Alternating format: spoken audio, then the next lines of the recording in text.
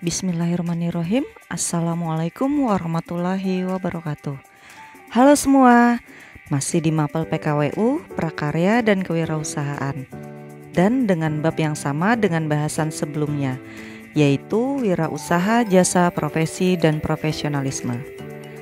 Di bahasan sebelumnya sudah dibahas mengenai perhitungan harga jual dan evaluasi pada usaha, jasa, profesi, dan profesionalisme. Dan di bahasan kali ini akan membahas tentang contoh perhitungan harga jual dan sistem penjualan konsinyasi pada usaha, jasa, profesi, dan profesionalisme. Simak baik-baik ya videonya.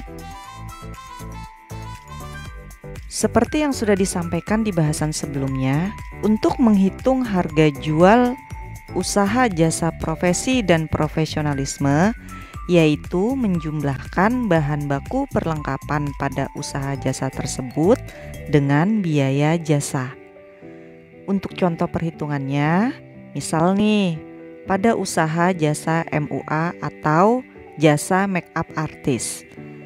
Kalau MUA, bahan baku perlengkapannya apa aja sih?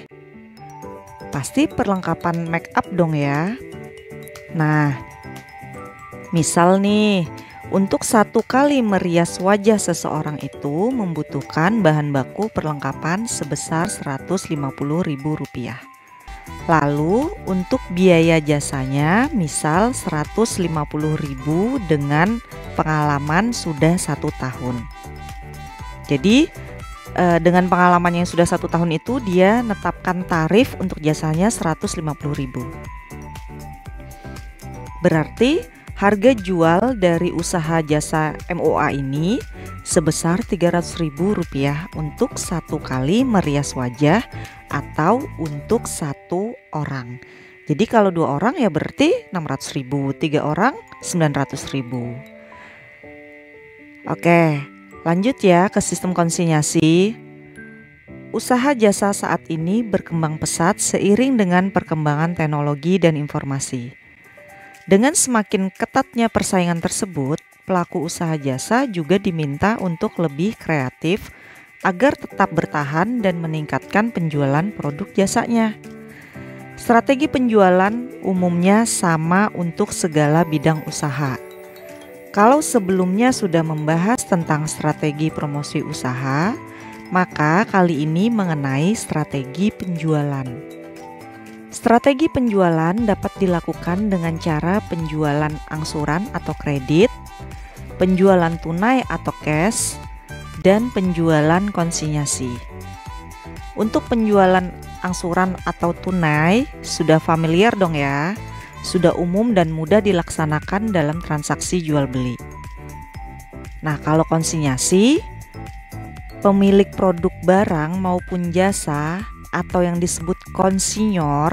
Jadi konsinyor itu sebutan untuk pemilik produk baik barang maupun jasa. Nah, konsinyor itu menitipkan produk barang atau jasanya kepada pihak lain. Nah, pihak lain ini disebut dengan konsinyi. Jadi ingat ya, konsinyor itu untuk pemilik produk yang menitipkan produknya. Nah, konsinyi ini pihak yang dititipin. Sistem penjualan seperti ini terjadi dengan beberapa alasan yang menguntungkan, baik untuk pihak konsinyor maupun untuk pihak konsinyi. Nah, manfaatnya apa aja sih dari sistem konsinyasi ini? Manfaatnya tentu untuk keduanya ya, baik pihak konsinyor maupun pihak konsinyi. Nah, untuk konsinyor atau pemilik barang, atau yang menitip, itu yang pertama, dari sistem konsinyasi ini, konsinyor bisa memperluas pasarnya atau target marketnya.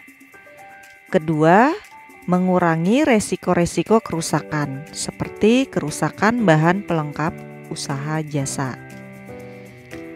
Dan ketiga, pemilik produk atau yang disebut konsinyor itu tadi berpeluang mendapatkan konsumen khusus karena ada kerjasama itu tadi.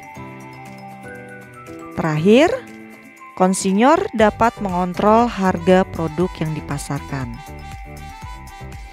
Lalu untuk konsinyi gimana? Apa manfaat bagi yang dititipin? Beberapa manfaat untuk konsinyi atau pihak yang dititipin. Yang pertama, konsinyi akan terlindung dari resiko kerugian. Jadi nggak perlu khawatir jika gagal menjual barang. Kedua, konsinyi dapat menghindari fluktuasi harga. Fluktuasi itu perubahan ya. Jadi fluktuasi harga itu perubahan harga, bisa naik atau turun. Nah, dengan sistem konsinyasi ini harganya bisa tetap stabil.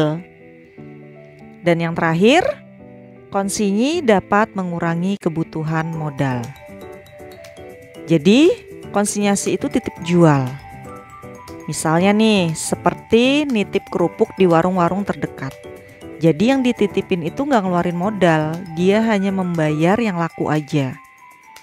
Kalau contoh di usaha jasa seperti usaha laundry. Jadi bisa buka cabang di pihak ketiga, dimanapun. Misal di warung sembako atau di rumah makan dekat penginapan. Atau tempat-tempat lain yang memang ramai didatangi orang. Nah, tinggal taruh spanduk aja di situ yang berisi menerima laundry di tempat tersebut.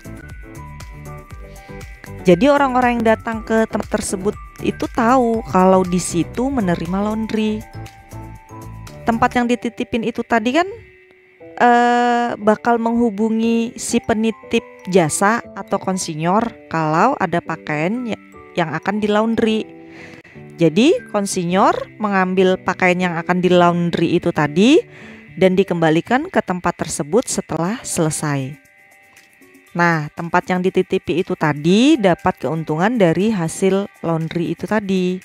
Misal keuntungannya dari persentase total yang diterima. Oke, selesai sudah pembahasannya.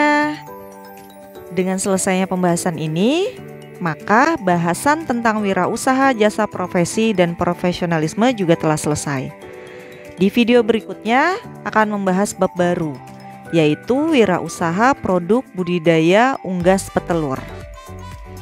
Sampai jumpa, terima kasih. Wassalamualaikum warahmatullahi wabarakatuh.